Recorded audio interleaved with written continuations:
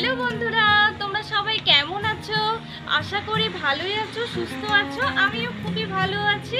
এই দেখো বন্ধুরা, আমার হাতে একদম টাটকা টাটকা কলমি শাক তোমাদের দাদা বাজার থেকে সকাল সকাল বাজারে গিয়ে এই টাটকা টাটকা কলমি শাকগুলো নিয়ে এসেছে। এই কলমি শাক দিয়ে আজকে তোমাদের বানিয়ে দেখাবো কলমি শাকের চচ্চড়ি।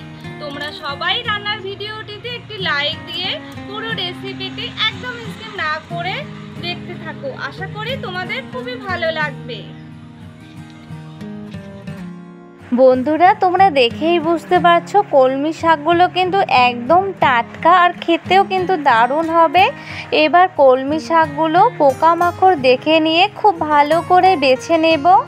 কলমি শাকের কচি ডগাগুলো আর যেগুলো ভালো পাতা আছে সেই পাতাগুলো নিয়ে নেব। প্লিজ বন্ধুরা, আমার পুরো ভিডিওটি ফুল ওয়াচ করো। যারা যারা এখনও পর্যন্ত আমার চ্যানেলটিকে সাবস্ক্রাইব করোনি, চ্যানেলটিকে সাবস্ক্রাইব করে আমার পাশে থেকো। এবার কলমি শাকগুলো কুচি কুচি করে কেটে নেব। যারা যারা নতুন বন্ধু হতে চাও, বড় ভিডিও দেখে নিয়ে তারপর বন্ধু হবে, আর বন্ধু হবার কথা কমিউনিটিতে বলবে। এভাবে করে সবগুলো কলমি শাক কেটে নেব। কলমি শাকগুলো বেছে কেটে নিয়ে জল দিয়ে একদম পরিষ্কার করে ধুয়ে নিয়েছি। এখানে মাঝারি সাইজের দুটো আলুও ছোট ছোট করে কেটে নিয়ে জল দিয়ে একদম পরিষ্কার করে ধুয়ে নিয়েছি। কড়াই বসিয়ে দিয়েছি। এবার কড়াইয়ের মধ্যে দিয়ে দিলাম সর্ষের তেল। নেড়ে নিয়ে তেল খুব ভালো করে গরম করে নেব। এবার এখানে কিছু বড়ি নিয়েছি, তেলের মধ্যে দিয়ে দেব। এবার নেড়ে চেড়ে বড়িগুলো লালচে করে ভেজে নেব। একদম স্কিপ না করে পুরো রেসিপিটি দেখতে থাকো। লালচে করে বড়িগুলো ভেজে নেওয়া হয়ে গেছে। এবার নামিয়ে নেব। এবার ওই তেলের মধ্যে দিয়ে দিলাম হাফ চা চামচ কালো জিরে, 3টে শুকনো মরিচ। নেড়ে নেব। নেড়ে নিয়ে এরপর তেলের মধ্যে দিয়ে দেব একটি মাঝারি সাইজের সরু করে কেটে রাখা পেঁয়াজ। এবার নেড়ে নেব। পেঁয়াজ একদম হালকা ভেজে নেব।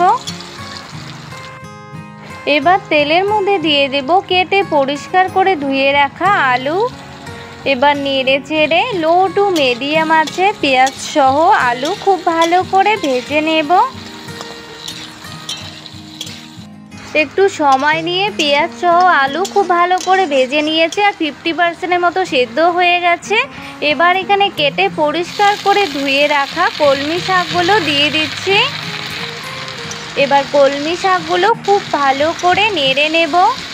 তোমাদের কার কার কলমি শাক খেতে ভালো লাগে অবশ্যই কমেন্টে জানাতে ভুলবে না। এবার এখানে দিয়ে দিলাম পরিমাণ মতো লবণ, আর দিয়ে দেব সামান্য একটুখানি হলুদ গুঁড়ো। এবার সব কিছু খুব ভালো করে নেড়ে নেব। অবশ্যই একটি লাইক ও একটি সুন্দর কমেন্ট করো। এখানে কিন্তু একটুও জল দেব না, কলমি শাকের মধ্যে অনেক জল বেরোবে। সেই জল দিয়েই আলু আর কলমি শাক খুব ভালো করে সেদ্ধ করে নেব। এবার থালা চাপা দিয়ে 6 মিনিট জাল করে নেব। 6 মিনিট পর ফিরে আসলাম। এবার থালা তুলে নেব। কলমি শাক অনেকটা কমে এসেছে। এবার কলমি শাকগুলো খুব ভালো করে নেড়ে নেব। আর কলমি শাক আর আলু খুব ভালো করে সেদ্ধ হয়ে গেছে। এবার কলমি শাকগুলো আরও 2 মিনিট জাল করে নেব। এবার এখানে 1 চা চামচ সাদা সর্ষে, 1 চা চামচ গোটা জিরে, 2টো কাঁচা লঙ্কা ব্লেন্ডারে পেস্ট করে নিয়েছি দিয়ে দিলাম। তোমরা এখানে কালো সর্ষেও দিতে পারো। এবার সব কিছু খুব ভালো করে নেড়ে নিয়ে লো টু মিডিয়াম আছে 3 মিনিট মতো জাল করে নেব। যারা যারা সব সময়ের জন্য আমার রান্নার ভিডিওগুলি ফুল ওয়াচ করো তাদেরকে জানাই অনেক অনেক ধন্যবাদ। 3 মিনিট পর ফিরে আসলাম। প্রথমে যে বড়িগুলো ভেজে রেখেছিলাম এবার শাকের মধ্যে দিয়ে দেব। এবার নেড়ে চেড়ে সব কিছু খুব ভালো করে মিশিয়ে নিয়ে আরও 2 মিনিট মতো জাল করে নেব। গরম গরম ভাতের সাথে এই কলমি শাকের চচ্চড়ি খেতে কিন্তু দারুণ লাগে। 2 মিনিট পর ফিরে আসলাম। আলু দিয়ে বড়ি দিয়ে কলমি শাকের চচ্চড়ি রান্না একদম কমপ্লিট। এবার নামিয়ে নেব। বন্ধুরা, আমার এই রেসিপিটি তোমাদের কেমন লাগলো অবশ্যই কমেন্টে জানাতে ভুলবে না। আর তোমরা অবশ্যই বাড়িতে একবার এভাবে ট্রাই করো, খেতে কিন্তু অসাধারণ লাগে। বন্ধুরা, আলু বড়ি দিয়ে কলমি শাকের চচ্চড়ির রেসিপিটি ভালো লেগে থাকলে ভিডিওটিতে লাইক, কমেন্ট এবং শেয়ার করো এবং অবশ্যই চ্যানেলটিকে সাবস্ক্রাইব করে বেল আইকনটি ক্লিক করো। আজকে এই পর্যন্তই, দেখা হবে পরের ভিডিওতে। বাই বন্ধুরা।